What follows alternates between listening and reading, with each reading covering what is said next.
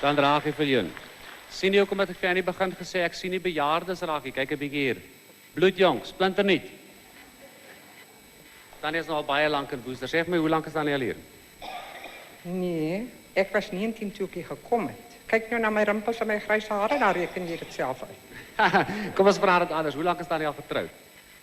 Ek en my ou man het nou al baie meer sakke sout opgeëet as jou Sannie met die 7 sakke sout.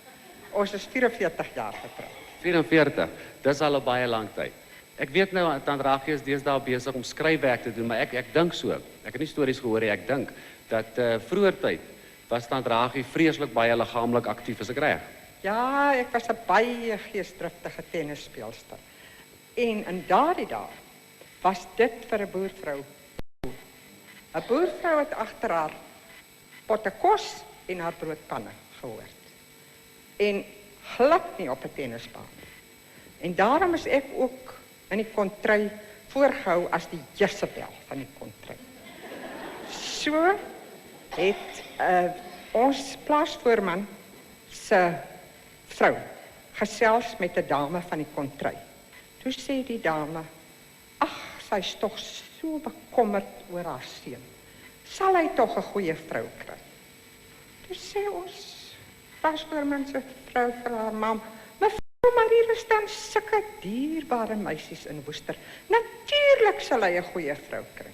Sy sê, ja, maar sê nou maar net ek kry 'n vrou soos Ragie.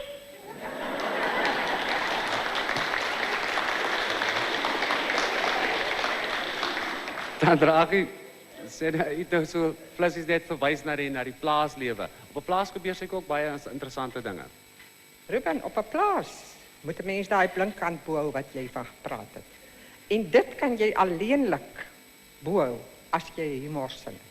Gelukkig gebeur daar op 'n plaas baie humoristiese voorvalle, waarvan ek nou vir julle een gaan vertel. Ek het nou so rondgekyk en rondverneem en toe het ek nou gehoor, agter sit meneer Gerber, hy het boereagtergrond, hiervoor sit hom Pietie Moller, hy het boereagtergrond, en Wax Smit was 'n onderwyser, maar hy het boereagtergrond.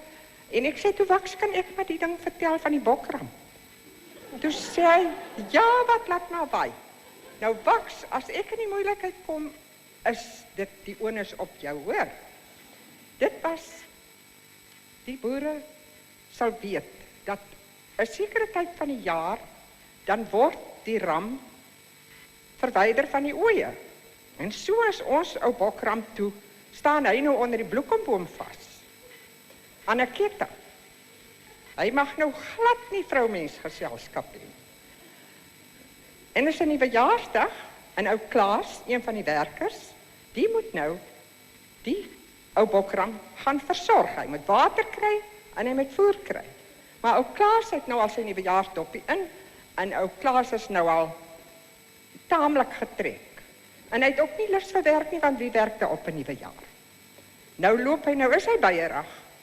Nou loop hy, gaat maak jy ou ram los. Het hom aan die ketting, stap met hom na die water toe. Ou ram is nou ook maar nie baie plesierig nie. Want hy is nou ook al lankal vies vir die vasgebind wees. En die ou ram kyk so, en hier kom ou Klaas se ou vrou, ou Maraai met haar nuwejaarsgeblomde bont nuwejaarsrok aan. En sy loop soos loop 'n wieg in die trekpad af. Sy het nou so meer of min my bou. En sy loop so loop 'n wieg. En die ou bokram is nou ook al baie lank al lus vir vroumensgeselskap. En hy kyk vir hom Maraai so. En hy maak